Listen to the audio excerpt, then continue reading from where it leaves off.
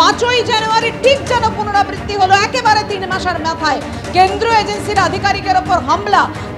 সেই গ্রামে অর্থাৎ নাড়ুয়াবিলা গ্রামে সংবাদ মাধ্যমের প্রতিনিধিরা ঢুকতে গেলে তাদেরকে বাধা দেওয়া হলো। প্রশ্ন এখানেই যে কি লুকোতে, কি আটকাতে? যেমনটা ঘটেছিল 5ই জানুয়ারির ওপর হামলার ঘটনায় সন্দেশখালীতে রেশন দুর্নীতির তদন্তে গিয়ে তখন যেমন সন্দেশ মহিলাদের ঢাল করে ব্যবহার করা হয়েছিল, এখানেও মহিলারা বাধা দেন এবং হামলা চালানো হয়।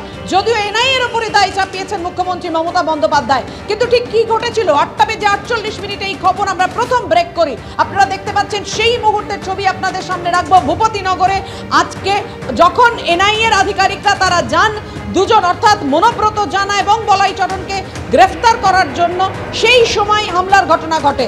গাড়ির কাজ পর্যন্ত ভেঙে দেওয়া হয়।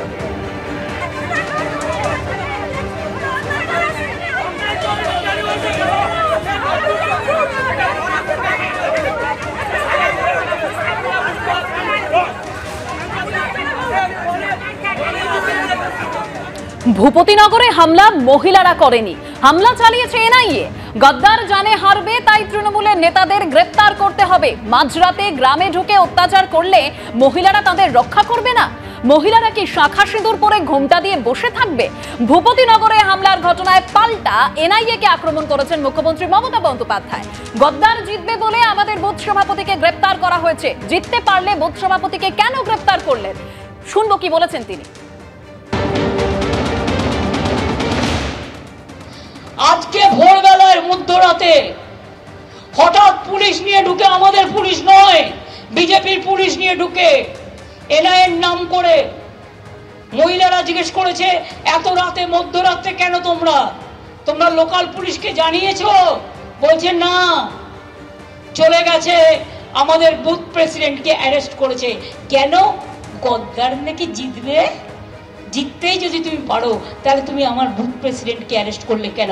জবাব চাই গদ্দার, লজ্জা, ছি ছি, ধিক্কার।